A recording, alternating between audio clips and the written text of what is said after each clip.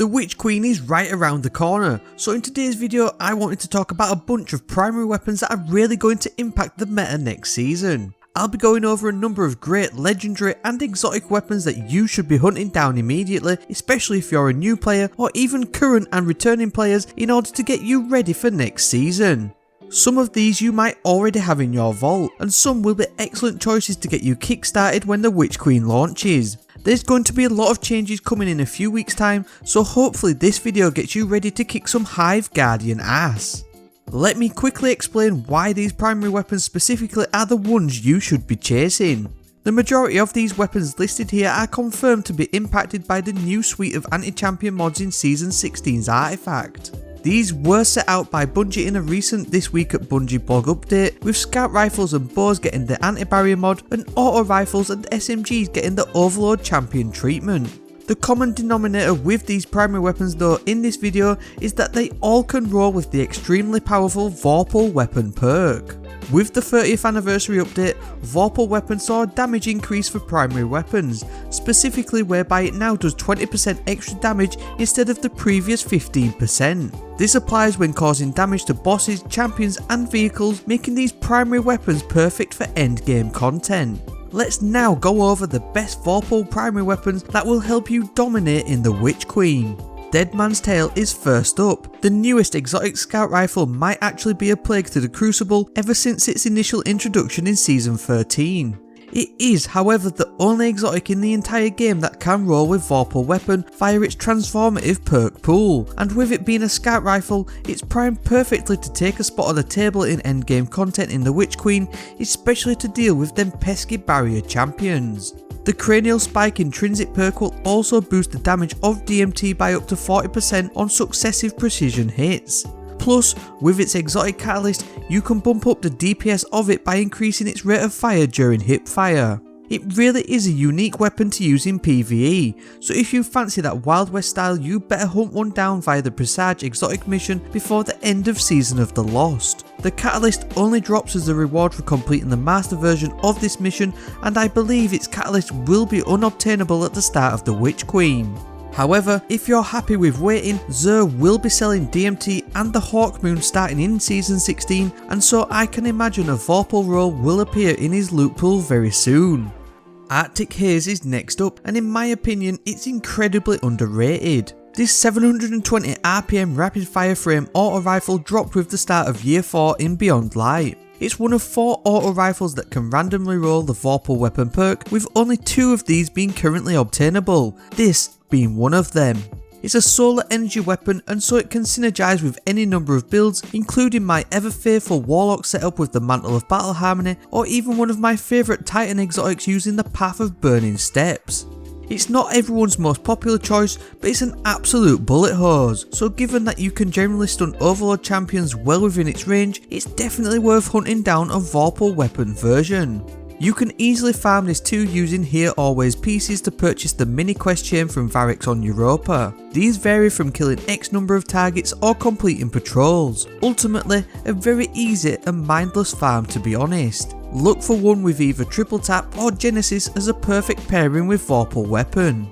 Vouchsafe is one we covered recently, but it's still worth a spot on this list given how unique it genuinely is. This Dreaming City Void Energy Scout Rifle has a number of great rolls, especially explosive payload as I've been told. But if you want a consistent heavy hitter to deal that bonus damage to champs regardless, you'll want that Vorpal weapon perk. The thing is, you can only get Vorpal to roll on it via loot drops from within the Shattered Throne dungeon.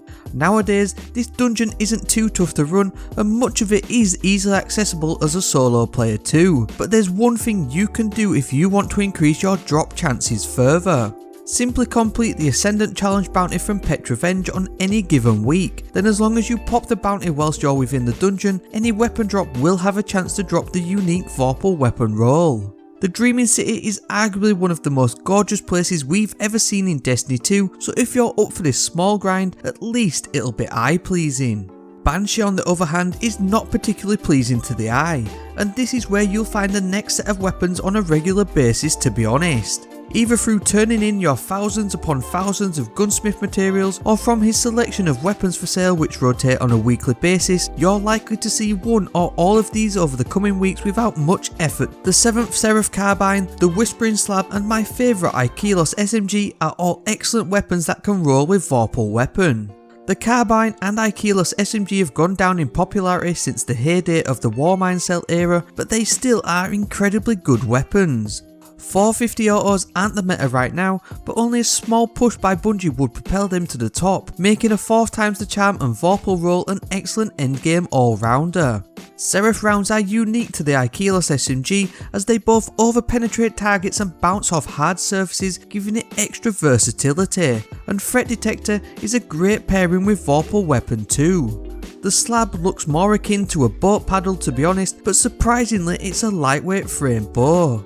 Archer's Tempo would be the ideal perk to look for on this, as it will increase your rate of fire on rapid precision hits, making barrier champions a cakewalk. Alternatively, if hunting down that bow sounds like too much RNG for your liking, just simply make your way to the Monuments of Lost Lights in the tower. Here you'll find the legendary Iron Banner themed arc bow, the point of the stag. This fixed roll is hands down my favourite PvE bow, plus it already comes ready to go with the curated roll including Archer's Tempo and Vorpal weapon. For the minimal cost of materials, this one is an absolute no-brainer. Do yourself a favour and just go grab it. Friction fire generally gets a bad rap as far as SMGs go, and even though a number of SMGs are sitting pretty right now in the meta somewhat, you never ever see or hear this one. Farmable through either the Wrathborn hunts when they were introduced way back in season 12, or even easier through the prismatic recaster at Helm using the tools of the hunt focused Umbral engram. Its Vorpal weapon roll is slept on, and it's definitely the easiest SMG to get that can roll with it. It has a great set of perks in the 3rd column including Subsistence and Threat Detector. Plus, with it being a kinetic, it's going to leave your energy slot open for the new glaive weapon coming in the Witch Queen. This has already been said by Bungie to have an unstoppable mod tied to it in the artifact next season, so it's time to hunt down a friction fire from the season of the hunt. With another Iron Banner set to take us right into the Witch Queen in the final week of Season of the Lost, it makes it the perfect time to try and get your hands on the only other currently obtainable scout rifle that can roll with Vorpal weapon.